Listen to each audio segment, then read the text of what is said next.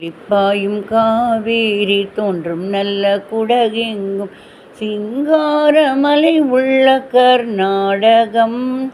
எல்லோரும் விரும்பும் எழிலான தங்கம் விளைகின்ற மாநிலமாம். விளைகின்ற மாநிலமாம்.